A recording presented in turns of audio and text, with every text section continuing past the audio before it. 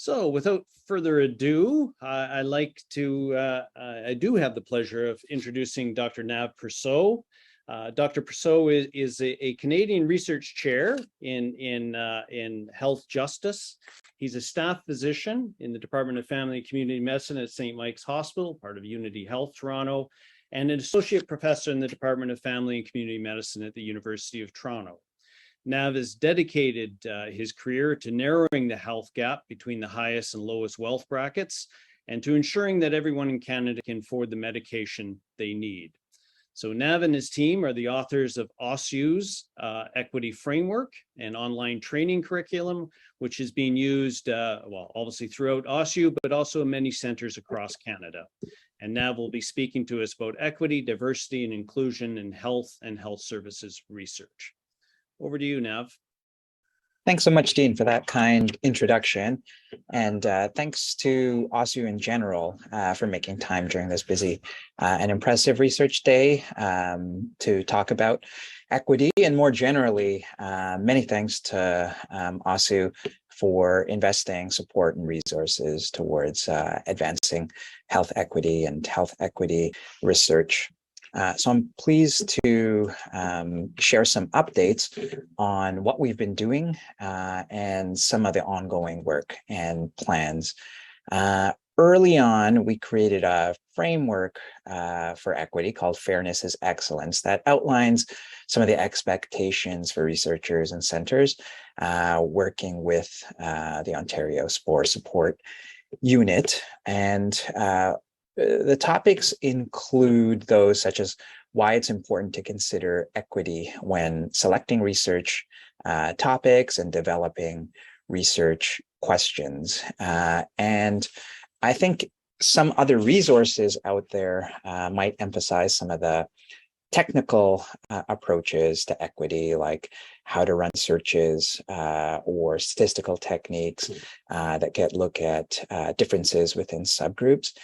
And we really wanted to take a more broad view and think about things from the beginning and think about, all the health resources and health research resources out there. How can we ensure that an appropriate quantity is invested in trying to promote health equity? And then we also provide some additional guidance and links to resources on the topics listed on the slide. The framework and the module I'm about to discuss are both on the OSSU website. Building on the framework, we also created an online module, and many thanks to those who provided input on the module, including Samira Chandani, Hilary Edelstein, Alain Gauthier, Claudia Hernandez, and Robin Mason. The topics within the online module, also available on the OSSU website, parallel those in the framework. But the emphasis in the module is reflective exercises. Often after I give a talk about equity, I get a sort of response like this from researchers say, yeah, equity is really great, but it sounds like some of what you're saying was critical of what has been done, but what do you think I should do? Like, if you think I should be doing research that's more equitable, tell me what to do. Tell me how to do it. And the idea behind the reflective exercises is that it's unlikely that if I told someone that they should focus more on health equity or how to do it, that would actually result in changes. So we go through, first a past project in the online module and encourage researchers and those involved in the research enterprise to think about how a past project they've done could have been more productively oriented to health equity. And for that, we focus on some of the more technical aspects. Then we think about our current project and we think about what could currently be done to promote equity. And we include considerations like things like how research institutions themselves operate, how staff are hired or promoted or supported, what can currently be done, for example, with current grant funding, to make sure that research is done in an equitable way and in a way that promotes health equity. And finally, we think about a future project or a project at a very early stage of development, to place the focus back on how can we ensure that health and health research resources are appropriately directed towards promoting health equity. So you could think about changing an entire topic or research program and reorienting it towards health equity. So, for example, instead of, in a large database type study, trying to look at a subgroup analysis to find out what sorts of blood pressure medications might have a different effect in a different ethnic group or racial group, which would be socially constructed. Maybe you want to design a study that endeavors to understand differences in patterns of care in different socially constructed groups, or test an intervention in a group that's experiencing a disadvantage, rather than trying to add on some sort of secondary analysis that's related to equity. And we discuss in the module how those sort of add-on projects that are supposed to be related to equity don't usually end up in promoting health equity, or even in advancing the literature in health inequities. They often end up redescribing inequities that people were aware of before. And one of the limitations of the module is that it's a single general module.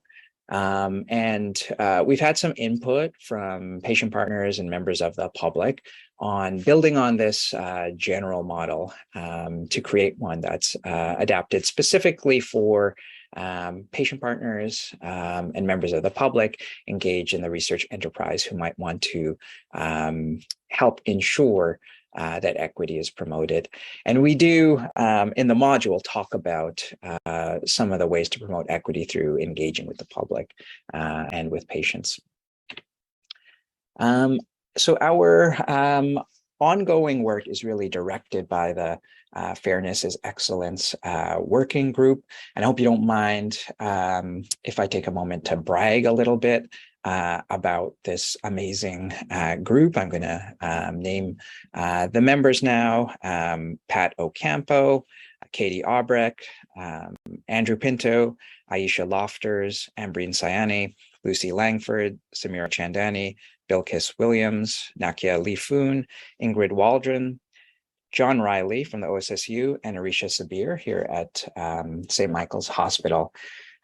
So we have been meeting to discuss different priorities, and I'm pleased to share that we've conducted environmental scans and literature reviews in the areas listed on the slide, in patient or public engagement, learning health systems, data collection and use, capacity development or training, and funding decisions or funding allocation, all as they pertain to equity or fairness, or health equity and fairness.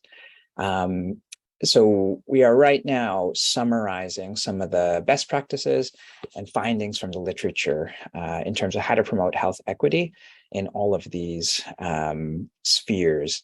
And that work is connected to the last point on this slide, which is about creating a conceptual module about how we can actually shift the needle on health equity. So health equity research hopefully is related to actually promoting health equity, either through informing changes in clinical care or through changing policies or shaping institutions. And then, so if we think about that, if we think about healthcare, policy change, and health research, what are the different things that need to change so that health equity research can actually promote health equity? And so, we're thinking about those topics I just mentioned, and I'll just spend a minute highlighting one, which is funding decisions. So, once again, I'm really glad that the OSSU has dedicated resources to health equity. There are many other institutions in the health research ecosystem in Canada that have made statements that prioritize the importance of equity. And sometimes though, when you look at how the resources are actually being allocated and spent, it's clear that equity is not necessarily as high a priority as you might think reading some of the statements. So, one of the topics that the Fairness is Excellence working group identified is how can we ensure that projects that are truly going to promote health equity are actually prioritized when funding decisions are made, and that they're in a pool where they're likely to succeed. So we're considering questions like what are the pros and cons of creating separate pools versus changing processes like peer review processes to ensure that health equity research actually gets supported and funded. And all of this work that we're doing, of course, is collaborative. It involves a large number of people. It references work that's been done in Canada and elsewhere decades ago. And that's part of the reason I'm really glad to be able to share some of what we're doing here today. And I'd be interested to have your input. And my email address is here if you have any ideas or questions, or if you'd like to request consultation on how your work might connect more with health equity. Be really grateful to hear from you. Thank you very much. Great, thank you so much, Nav. And before I ask a couple of questions, I do have one comment from the audience from Eddie Nason, who says, "Thanks, Nav, for bringing strong reflection on existing values and activities to this. Such an important component in our individual and group learning." So that's from Eddie. Maybe just a question, you touched upon it, Nav, about the role of institutions and specifically our hospitals or our universities. What can they be doing to promoting and enhancing equity in research? Yeah, I think there are a number of things. I would say, one priority should be focusing first on internal processes, including human resource processes, ensuring that hiring into the research enterprise is fair and equitable. Multiple studies have been done showing that there are disparities in terms of who is involved in health research and in actually in the healthcare space in general. It happens both at the level of the leadership within these large institutions and also at other levels like scientists, postdoctoral fellows. So, one of the prime ways I think institutions can promote health equity research is by ensuring that they are themselves equitable. Good. And we also have another comment from Maureen Smith.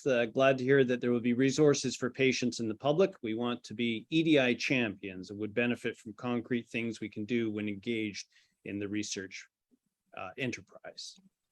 Yeah, keeping in mind the last comment about some of the disparities that exist within large institutions, I think engaging with the public and engaging with patients is really an opportunity to advance equity. And I think if we do it properly, if we do engagement properly, we're always going to be advancing equity.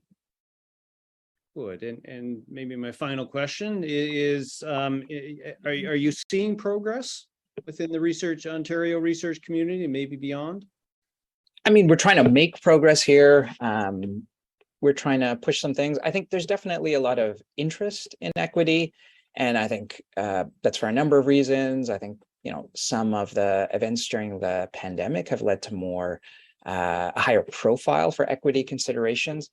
And I think, where we are currently is trying to make sure that those that attention to equity actually translates into tangible, concrete changes, like changes in the way funding decisions are made, changes in the way institutions operate, changes to what research is actually being done. I actually was just at a session on some of the problems with race-based corrections in medicine, and that was a discussion about some of the research that's been done in this area and some of the changes that have to happen in healthcare. And this issue came up around the disconnect between the attention to racism and inequities versus some of the institutional reasons and inertia that gets in the way of making even relatively straightforward changes that wouldn't cost a lot. Great. Well, thank you so much, Nav, and we really appreciate your giving such an informative session. And thank you again.